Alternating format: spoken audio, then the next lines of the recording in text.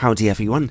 We all know that mirrorless camera systems are growing in their share of the digital camera market more and more these days, and over the past couple of years I've been testing out a few mirrorless lenses. Almost all camera lenses cost quite a bit of money, but here's a short selection of lower priced mirrorless lenses for you to enjoy. There's a broad selection of different lenses here for different camera systems, although most of them are available in a number of different mounts, so pay close attention to the information at the bottom of the screen to see if it's available for your camera. I'm looking here at lenses that are available for APS-C mirrorless camera systems like Sony E, Fuji X and Canon EOS M. And it should go without saying, but none of these lenses will fit on any digital SLR camera at all. I have another version of this video coming that will look at lenses for digital SLRs, so keep an eye on my channel. I'm not covering any lenses here that need an adapter or any older legacy lenses. I'm just not into them really, and I want to look at what's coming onto the market that's new today.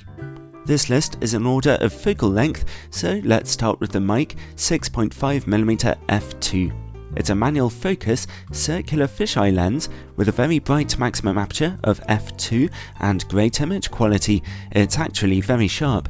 It's probably not the kind of lens you'd use every day or for shooting a wedding or whatever, but its dramatic effect is great fun to use, and at only £130 it may not be for everyone, but it is great value. Next up, another fisheye lens, although not a circular one this time, the manual focus Samyang or Rokinon 8mm f2.8 Mark II. This lens is tiny, it has great build quality, and it's also very sharp, giving beautiful, contrasty images. It costs a little more than a previous Mic lens, but the image it gives is a bit more useful. Next up, yet another wide-angle manual focus lens, again from Samyang, their 12mm f2. It's a very wide angle still, but this is a non-fisheye lens, or rectilinear, so it's great for architecture and landscape photography or pictures indoors. It also has great build quality, it's very sharp, and a unique feature is its very bright maximum aperture of f2, making it quite usable in dark conditions, and meaning you can even get some slightly out of focus backgrounds with it. At £300, it's obviously not cheap, but for Sony and Fuji users, it's a lot less than the official alternatives, and it represents good value for money. Next up, the Canon 22mm f2 STM. It's only available for Canon EOS M cameras, which is a shame because it's one of the neatest little mirrorless lenses I've ever tested. It's tiny, it's quite sharp, it has a useful focal length and very bright maximum aperture, and best of all, it has a pretty reasonable price of only £200. It's a no-brainer if you use a Canon EOS M camera. On the more expensive side, we have the Sigma 30mm f1.4 DC-DNC. Don't get confused with the A or Art version of this lens, which is for digital SLR cameras. This is one of the few lenses here which I haven't tested yet, but by all accounts I've heard it's a nice, sharp lens with lovely bokeh, and that very bright maximum aperture of f1.4 combined with a useful focal length and autofocus system means that it will be a lens you could use every day to get beautiful, professional looking pictures.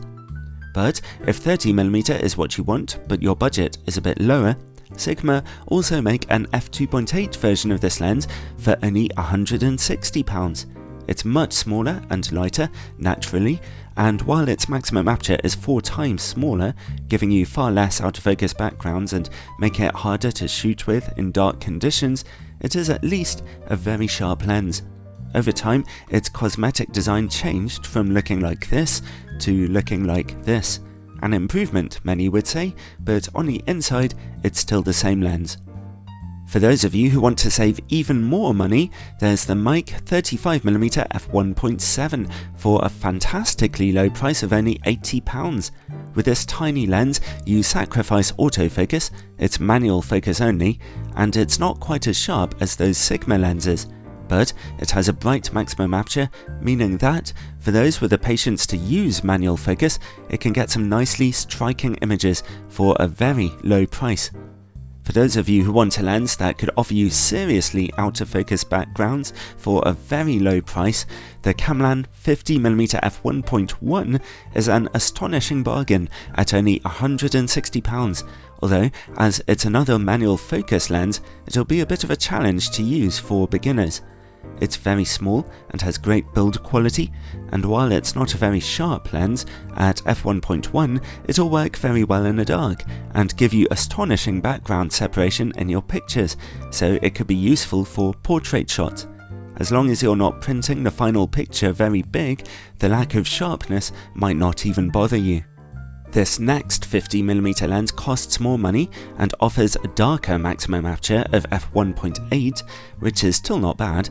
But it's a far more technically advanced lens which will be enormously easy to use for beginners.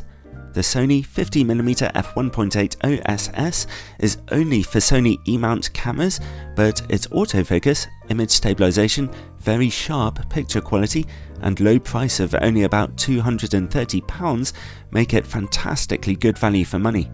If you're starting out in photography, you have a Sony camera with a smaller APS-C sensor, and you want a brilliant second lens to take your hobby further, then look no further. Although really, it's sharp enough for professional work too, in my opinion, and great for handheld video work. By the way, if you own a full-frame Sony camera, then the full-frame version of this lens, the 50mm f1.8 FE, is also pretty good, although it sacrifices that image stabilization. And I'm going to finish with the only other lens on this list that I haven't tried myself, the Sigma 60mm f2.8. Its slightly longer focal length of 60mm means it could be a nice portrait lens for you. I include it here because I hear from other reviewers that it is fantastically sharp, and of course it also has a fantastically low price. And there you have it. I wasn't really able to find any lenses made by Fuji that comfortably fit into the category of low budget, although those are very nice lenses too. Let me know what you think of my list in the comments section. I'm sure there are plenty more low budget offerings out there that I've missed, and I'd love to hear about them. God bless.